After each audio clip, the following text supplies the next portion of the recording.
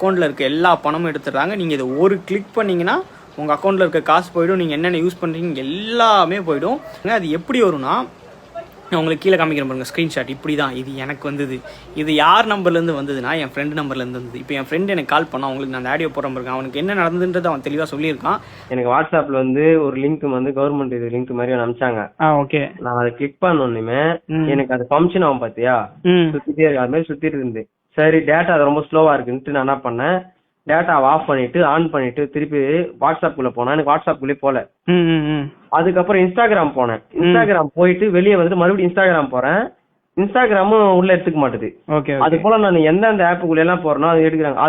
என்னுடைய நான் ஜிபேல போயிட்டு அக்கௌண்ட் நான் போய் பாஸ்வேர்டு போடுவேன் பாத்தியா, ஆமா, அந்த பாஸ்வேர்டை நான் போய் டைப் பண்ணிட்டேன்னா ஜிபேல அதுல இருந்து நான் இப்போ அக்கௌண்ட் இப்போ பேலன்ஸ் எவ்வளவு செக் பண்ண போட்டேன்னா ஆகுதுன்னா அந்த அக்கௌண்ட்ல இருந்து எடுத்துடுறாங்க. நம்ம யூஸ் பண்றது ஆனா அந்த ஆப் வந்து ரன்னிங்ல இருக்கும். நம்ம ஃபைல்ல போய் ரன்னிங்ல இருக்கும். புரியுது, பேக்ரவுண்ட்ல ரன்னிங்ல இருக்கும். நம்ம என்ன பண்ற எல்லாமே அவங்க எடுத்துப்பாங்க. Okay okay. அதனால என்ன பண்ணா நைட்டே நான் என்ன பண்ணேன், கால் பண்ணி அந்த 1930 இருக்குல்ல சைபர் கிரைம், கால் பண்ணி நான் கம்ப்ளைண்ட் ரைஸ் பண்ணேன். அவங்களும் வந்து ஒரு 5 நிமிஷத்துல நாங்க முடிச்சிருவோம், நோ ப்ராப்ளம், பேனிக் ஆகாதீங்க, அவங்க லேடிஸ் யாரும் இருக்காங்களோ அவங்களுக்கெல்லாம் சொல்றேங்க இந்த மாதிரி ஆப் வந்தா யாரும் இன்ஸ்டால் பண்ண ஓப்பன் பண்ணக்கூடாதுன்னு சொல்றேங்க அப்படின்னாங்க.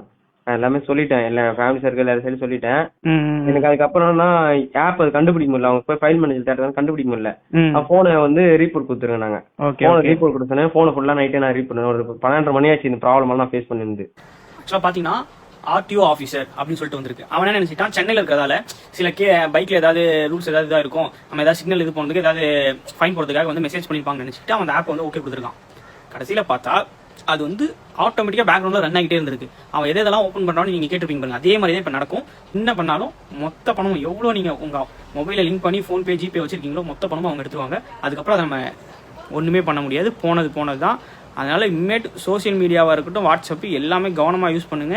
முடிஞ்ச வரைக்கும் மொபைல் போன்ல நீங்க வந்து ஜிபே வச்சிருக்கிறது எதுலயும் அதிக அமௌண்ட் வச்சிருக்காதீங்க. அப்படியா ஒரு இன்னொரு பேங்க்ல வச்சிருக்கீங்கன்னா அந்த பேங்க்குக்கு ஜிபே போன்பே எதுவுமே வச்சிருக்காதீங்க. வச்சிருக்கிறத போன்ல லாகின்ல வச்சிருக்காதீங்க. இந்த இன்சிடென்ட்க்கு அப்புறம் எனக்கு ரொம்ப தெரிய வந்திருக்கு.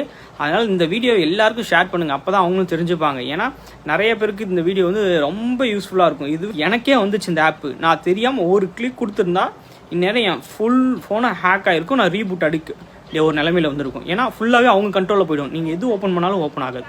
அதனால கொஞ்சம் எல்லாரும் கொஞ்சம் ஜாக்கிரதையா இருங்க மக்களே. நன்றி. இது எல்லாருக்கும் ஷேர் பண்ணுங்க.